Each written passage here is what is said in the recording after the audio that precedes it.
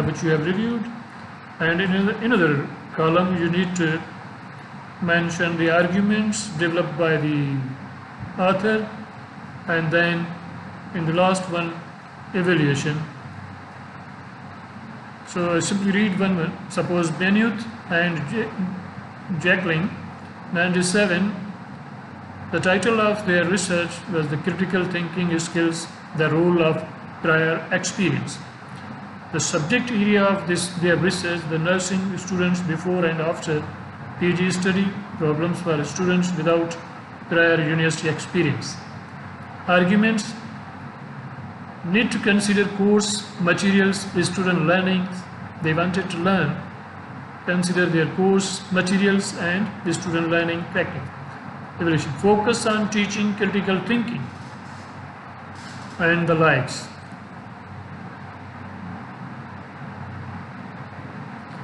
Seeking focus.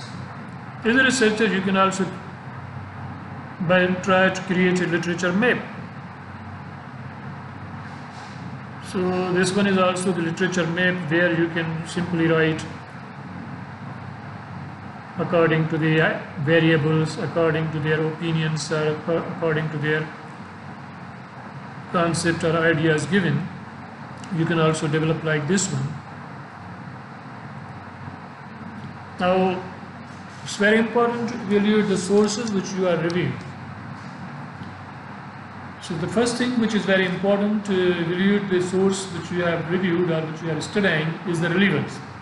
The simple skill is in the table 4 is mentioned.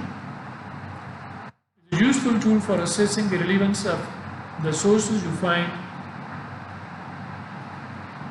Just suppose evaluation for relevance.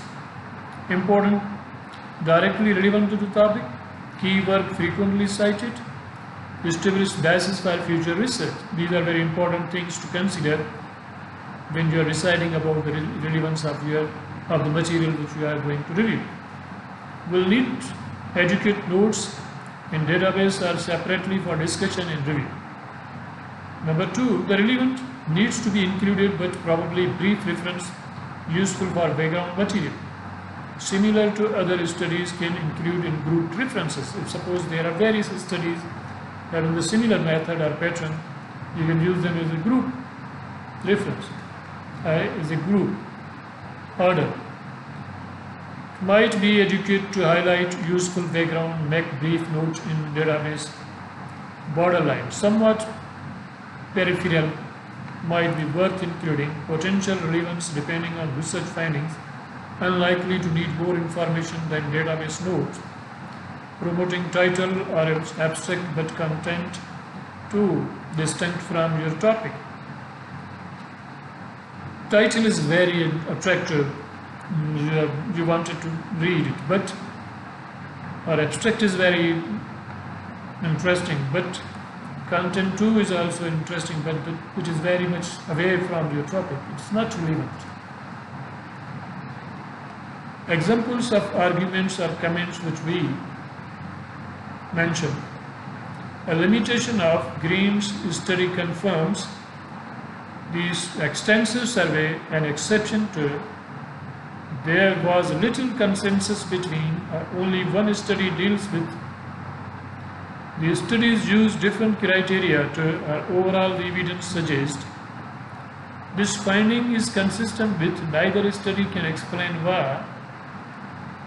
These results contribute to growing body of evidence that the validity of the data is flawed because a contrary position is taken by. Conversely, Bates found studies have documented a need for this evidence challenges.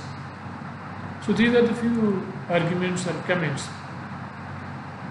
Then from the literature review, we develop the conceptual framework. In this section, you demonstrate to the reader you are really have synthesized the extensive literature so as to reconceptualize it as a means of eliminating your research problem as well as providing a relatively sophisticated understanding of it. In this stage, diagrammatic repression is essential.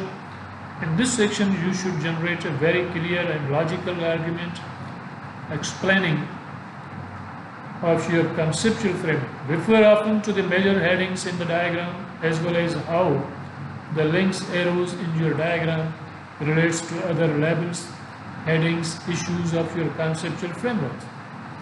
This section is extremely important. If the reader cannot understand it, then your framework is considered weak. This section needs much reflection and polishing.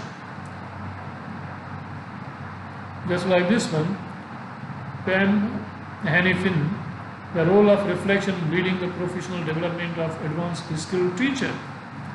The teacher professional development, moral, nature of teaching, culture of educational change, educational reform,